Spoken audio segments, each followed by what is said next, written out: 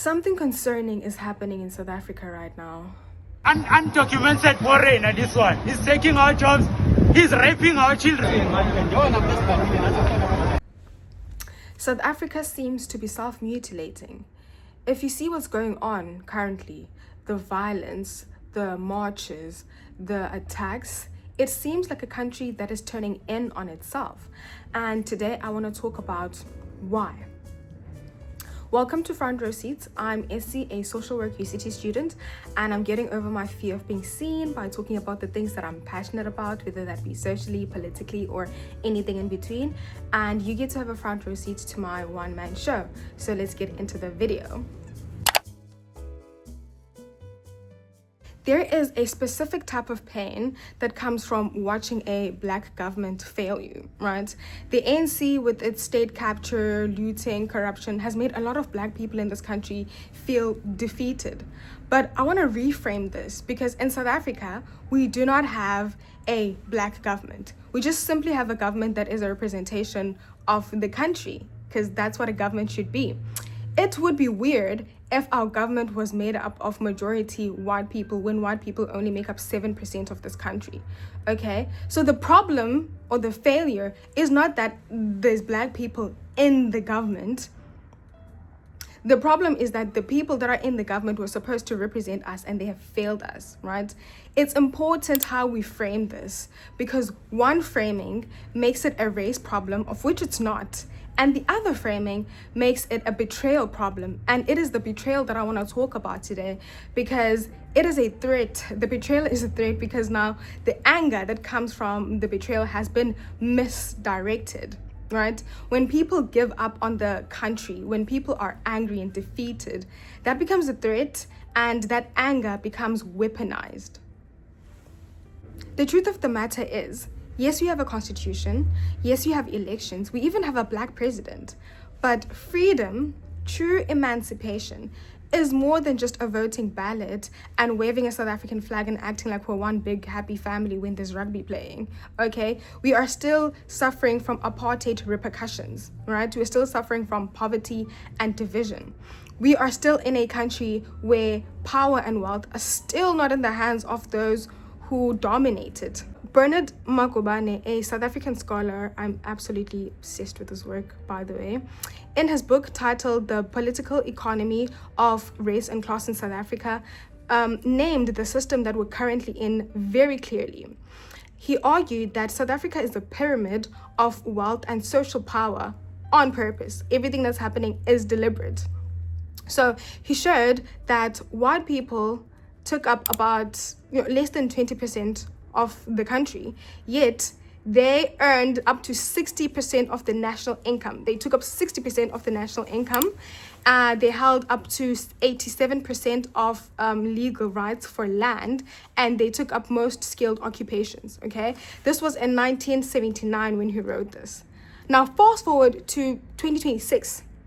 White people make up less than 10%, 7.2% to be specific, of the country. Yet, the average white-headed household earns about 550,000 rands. That is the highest of any racial group in this country. So, while the rest of the country remains chronically poor, 7% of the country is still commanding a largely disproportionate share of the country's income and spending power. So 1994 did not change that. Cool. So Makubane also mentioned that the history of white settlement in South Africa was always about taking land and exploiting black labor, right? So those two things cannot be separated. They have to come together. So racism needed colonization to maintain it, and colonization needed racism to justify it, right? And I think the part that resonates the most with South Africa right now is that this was an ideology that was created to keep the working class separate, right? So racism was an ideology to keep black and white people from uniting against the capitalist class. So you understand that this was not natural. This was manufactured to keep people fighting against themselves and among themselves instead of fighting the people that are exploiting them. Does that sound familiar? Yes. This is what's happening in South Africa right now. The xenophobic attacks are just people fighting each other instead of fighting the government. So we know that Makubane's pyramid of wealth and social power still stands. We know that the economic structure did not change post 1994. The political power that we got and the little that it means, and the promises that were said when we were given that political power versus what has been delivered is exactly what's making people in this country angry. Right? And now that anger is being directed towards Nigerians, Zimbabweans, Ghanaians, and it's quite sad because these people come from countries that sheltered our activists during apartheid that were fighting for economic and political freedom. So if you're not caught up on what's happening in the country currently, or you're not from South Africa, there have been waves of xenophobic attacks for the removal of foreign nationals, black foreign nationals specifically. For some reason, the white foreign nationals can stay, they're cool. Since 2007, almost 20 years. Oh, you are part of us now. You are no longer a German. And these protests have been getting more violent, more frequent. It's been very horrible to look at. They have been organized by groups like Operation Dudula, March and March, and for some reason they insist on putting on the Zulu traditional attire when doing this nonsense. If you're watching this, I hope you know that being Zulu is not synonymous to being xenophobic. I do not know why they insist on doing this, but yeah, it's been quite scary. Ghana even had to fly out its citizens due to safety concerns.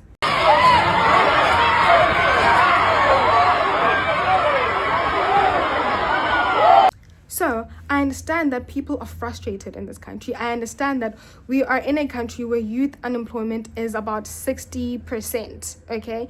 We are in a country where we are still fighting for the accessibility of higher education in 2026. And this frustration is also, for some reason, among learners, high school learners. Learners have become violent towards foreign learners.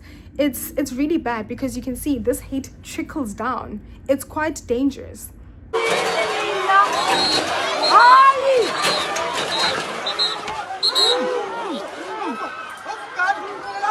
There is so much political tension in this country right now. And I just want to put this out there. I just want to say it. When people are deprived, when people are hungry, when people are in lack, they become easier to control, okay? They become easier to control and distract. In fact, they will create distractions among themselves. I'm just going to put that out there. And you start to wonder when you look at what's going on, is this being done deliberately? Is everything that is happening being done on purpose, including the xenophobic marches? Now, imagine what this means for South Africa. We are literally isolating ourselves from the rest of the continent. That should be extremely alarming for us, okay? Because we are dividing ourselves by nationalities, yet the system that keeps us angry, it stays undisturbed. It's still there. It's still gonna be there because we're still fighting amongst ourselves instead of fighting the system. And it's quite, you wonder what will happen because these people are going home. They're not just going home.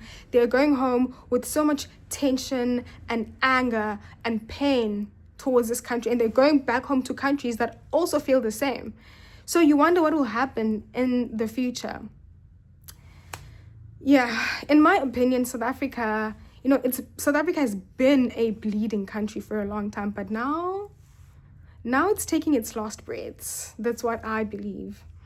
But yeah, that's my take for today. I would love to hear what you have to say about this. I would love to interact with you in the comment section. And if this made you think, please share it with your friends.